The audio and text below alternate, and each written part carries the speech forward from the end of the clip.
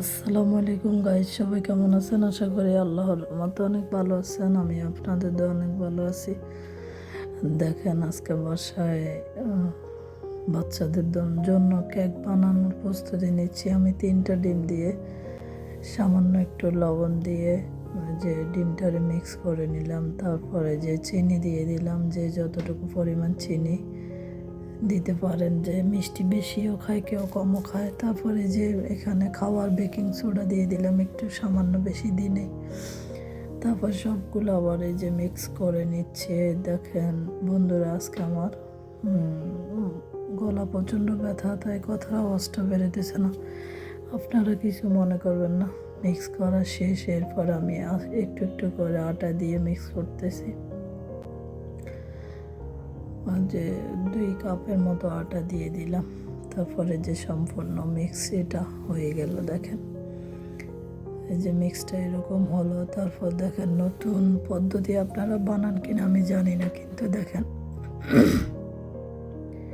আমি এইভাবে বানাচ্ছি। আজকে আমার কাছে কোনো কেকের পাত্র বা কিছু নেই, তাই আমি আজকে কেকটা কড়াইয়ের মধ্যে বানাবো। এখানে আবার সামান্য একটু তেল দিয়ে দিলাম, যেহেতু কেকটা একটু সফট নরম হয়, তাই দেখেন এই যে কেকটা দেওয়ার জন্য কড়াইয়ের মধ্যে একটু তেল দিয়ে তেলটারে কড়াইয়ের চারিদিকে লাগাই নিলাম, যেহেতু কেকটা হওয়ার পর আটকে না যায়।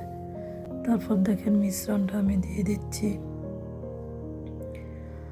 কে কীভাবে বানান কেক আমাকে একটু কমেন্টে জানাবেন। কিন্তু দেখেন, আমি আজকে এই যে নতুন একটা কড়াই নিয়েছি, ওই কড়াইয়ের মধ্যে কেকটা বানাচ্ছি।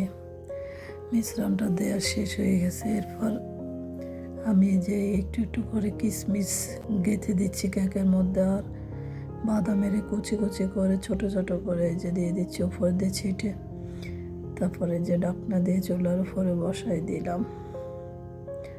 দেখেন বেশিক্ষণ সময় লাগবে না, 15-20 মিনিটের মধ্যে আমার কেকটা সম্পূর্ণ হয়ে যাবে। লো আঁচের মধ্যে দিয়ে আমি 15-20 মিনিট রাখার পরে দেখেন সম্পূর্ণ কেক হয়ে গেছে রেডি। কেকটা যে কেকটা নিয়ে আমি প্লেটে রাখলাম, রাখার পরে দেখেন আমি এখন যে ছুরি দিয়ে কেটে 2 পিস করে নিলাম। পরে দিয়ে যে আরেকটা পাশও 2 পিস করে নিয়ে নেব, মোট 4 পিস করলাম। কেমন হয়েছে আমার কেকটা একটু জানাবেন সবাই কমেন্ট করে। খেতে ভালোই লাগছে, খারাপ লাগে নাই। পরে আমি একটুখানি নিয়ে টেস্ট করার জন্য একটুখানি কেটে নিয়েছি, টেস্ট করে দেখলাম ভালো হয়েছে, খারাপ হয়নি। পরে এবার ছোট ছোট করে টুকরা করে কেটে নিলাম।